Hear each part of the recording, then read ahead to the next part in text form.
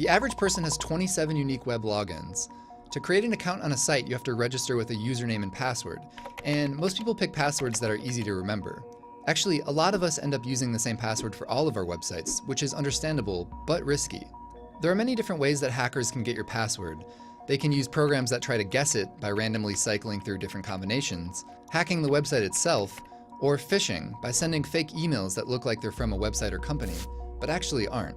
All of this spells bad news for people that reuse the same password because you're putting yourself at much higher risk for hackers being able to get into your emails, your photos, and even your bank info.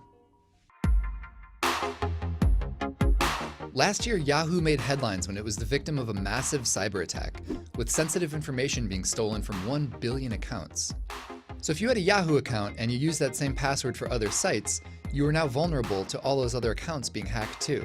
Every time there's a big hack like this, experts tell us to stop using the same password for every website. In fact, they say we should stop memorizing our passwords altogether, recommending that we use something called the password manager instead.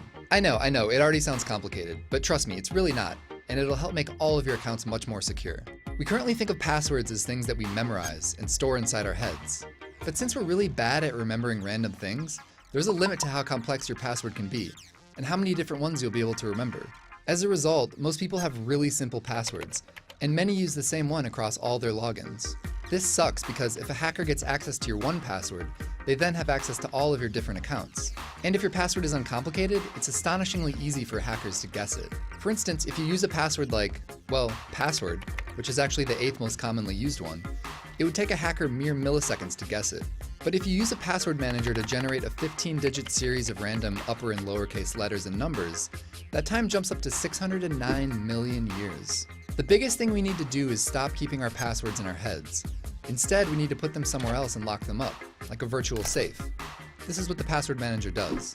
It's basically an app that keeps all of your passwords secure inside of a safe that only you can unlock. This way you only need to remember one password.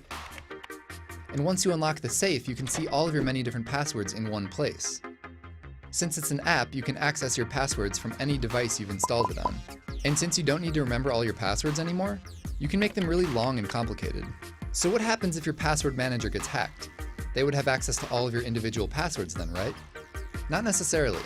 The password manager encrypts your data, so if a hacker looks inside your safe, all they'll see is scrambled passwords. LastPass was hacked in 2015, and users had to change their master passwords, but the individual passwords inside were safe because of this encryption. It may seem like it would be annoying to have to retrieve your password for every single website, but actually, most password managers have browser plugins that automatically fill your info in for you. So in many cases, it's actually easier. And besides, it's better than the alternative, becoming one of the millions of Americans that get hacked every year.